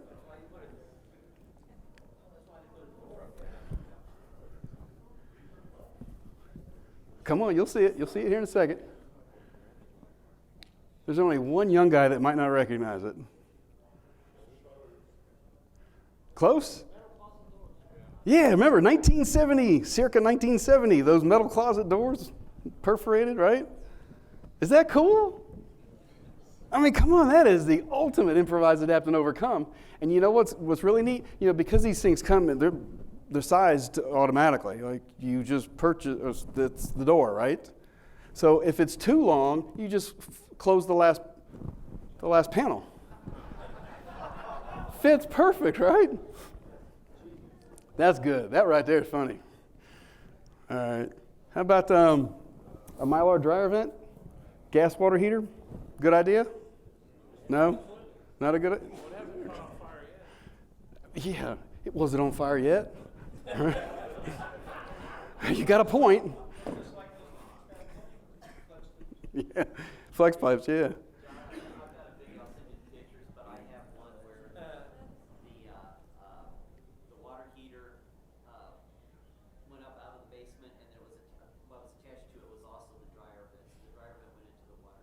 Sweet, very, very good there. This was a brand new roof, and it was the older son that was at home on the selling side, and I got speaker wire going from this side to that side, over there to over there, and he was explaining how they installed their own surround sound. Yeah, I see. You literally poked holes in their brand new roof and used a stapler. We're good. How many times you told your kids, don't slam the sliding glass door? Right? This gives a whole new meaning to it, right? It's like a lot more critical on this house than maybe your house, right? So we're on this thing we call a bus trip, and there's 60 of us on this bus, and we're going house to house and talking about houses, and we're not in a good neighborhood again. And I drive up, and I'm like, bus driver, you have to let me out. You have to let me out now. I have to go get a picture. And he thought I was really strange, but this is like genius. This is genius. So you open the garage door, right? The instant roof, right? We start building. Look, a block wall, for God's sakes. We got a block wall, spare door. Garage door's in some rough shape, but it'll do. Extra storage, extra space, right? Probably. How much time we got? I'm getting at the end, aren't I? All right. Can you imagine that somebody installed this in their house and stepped back and goes, man, that looks good. Man, there's somebody who watches a little bit too much HGTV, right? Okay. Not good? Why? What do you see? Bam! Look at that. It sucks it out, right? Yeah, okay. I don't know, some people. Do you report all electrical panels that don't have proper clearance? Clearly their priority was that sink. So, okay.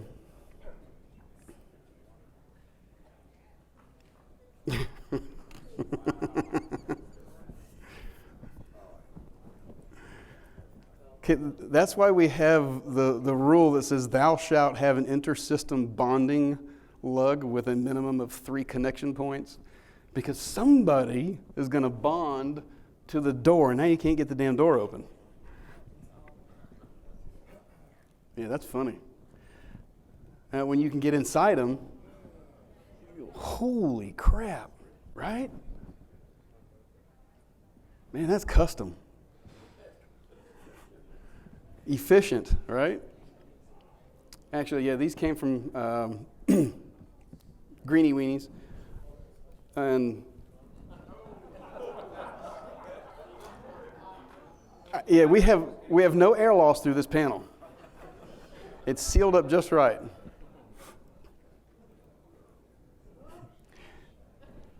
And this was taken in late 90s, early 2000s. I mean, this thing hadn't been rehabbed in 30, 40 years. Nice shag. 2-tone shag, baby. Shagadelic? Okay, God bless the flippers.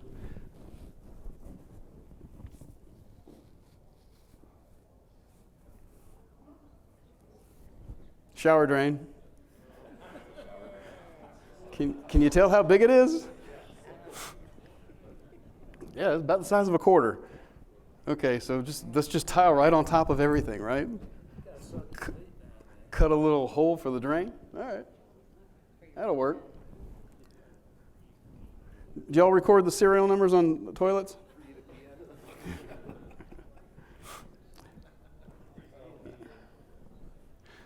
Macro, micro picture, big picture, little picture. Yeah, this is a functioning sprinkler head. They had to bend it over out of the way to build the deck. But, not abandon your, okay. All right, it ain't going nowhere. That shingle ain't going nowhere. I got 10 screws in this baby, and I sealed all the screws. But as the water sheets down and goes right in the butt joint right there, yeah, all bets are off, right? Okay, so this is a good one. This is a funny one. I do this, it was either a 4-plex or 6-plex, 2-story, I forget which. And I do the inspection for Peter, okay, an investor. And the roof is bad, okay? Peter, roof, bad, all these things, right? All right, no problem. About 2 years later, I do the same building. Peter's now selling it to Augie. And I go, oh, yeah, I remember this place. It's right by the UCF, University of Central Florida College. It was all college student stuff. And I go, yeah, I remember this roof. It was really bad. And I go get on the roof now, and while Augie's buying it. Peter, and I talked to Peter after this because we were all friends. I go, Peter, what the hell? Peter literally went out, pulled out scrap lumber from a nearby subdivision, every little piece of thing he could find. Right? We got OSB, a little piece of 1x something, a strip of something else. Look, all of those. Anywhere there was a leak, they screwed that sucker down. And he was friends with a guy that did parking lot painting. And literally coated the whole roof with the parking lot, the asphalt, the sealant. Yeah, what do you call it? Seal coat or? Yeah. And he goes, hey, it doesn't leak. Hey, you got a point. All right. Very cool.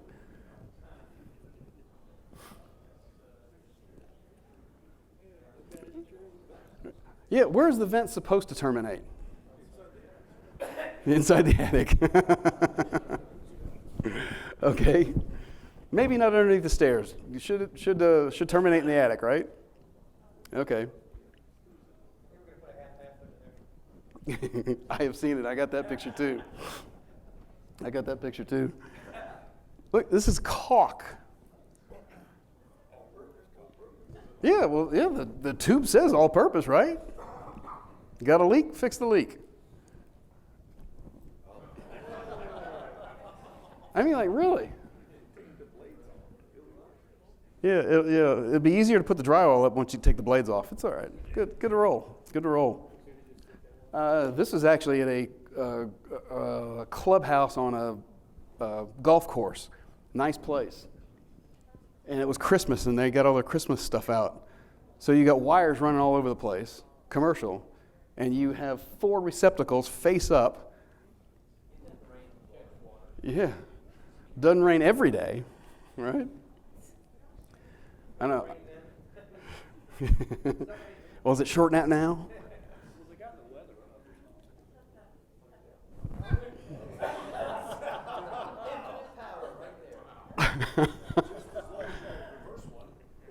I don't know. I've never done this before.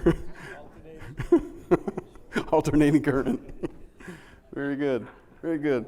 You know that little wire that comes out and you attach it because you're trying to bond something or ground something? You know what I'm talking about?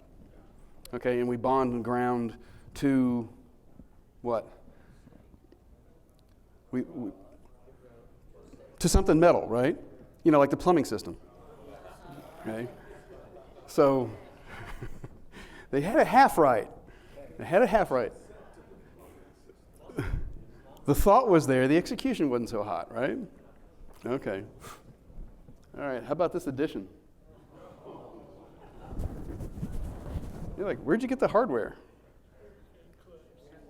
All those shelves you don't use in the garage, right? Didn't even have to pay for the hardware. Had a box of drywall screws, we're good to roll. What do you see? It's repaired, it's not leaking. Yeah, okay, so when the water's sheeting down this direction, ruh-roh. Yeah, they're going the wrong direction. Okay. Sometimes you see these flipped houses, and some of them are really nice, right? They're going all out, granite countertops. I mean, they throw everything at it, including the kitchen sink. You know those houses? You know what I'm talking about? I found one. This is where that term came from. This was actually from Travis Eldridge. Travis Eldridge found that. Yeah, kind of. I actually had to get the agent. I go, will you stand here and take a picture of me? And then I disappeared. She goes, what are you doing? So I'm inside, sticking my arm out. This edition. Okay, how do the squirrels and the rats and the mosquitoes and everything get in? Oh, here you go. How about the guy that's building this? At what point did he get confused and give up? I don't know. Hard to say. Did he start from the top and start to bring the stairs down and go, oh, man, Or did he put the landing in there first and then put the stair? I don't know. At some point, you just like, God, I got to call somebody now, honey. I don't know what else to do.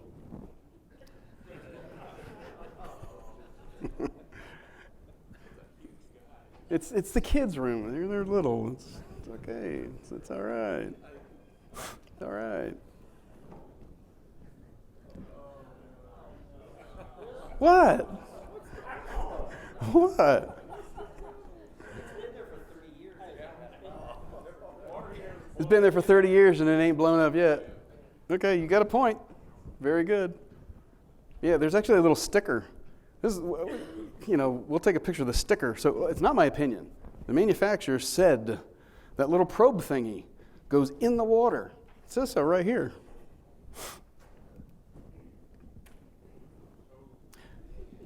Now you got to give them points for ingenuity. They want the tub, sunk in tub, right?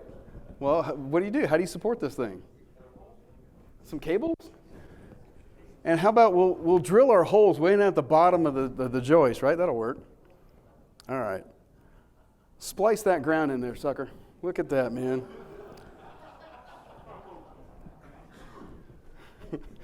Okay, one for the ladies. One for the ladies, right? Guys, I'm sorry, I have bad news. The size does matter. Oh, come on now. It ain't big enough. All right. It ain't big enough. Has anybody, this is the last slide here. And this just like sums it up like for all of us. This is the Jimmy Ward slide right here. Drop the mic. Bam. That's what's at the end of the rainbow, gentlemen, ladies, right? So, thank you.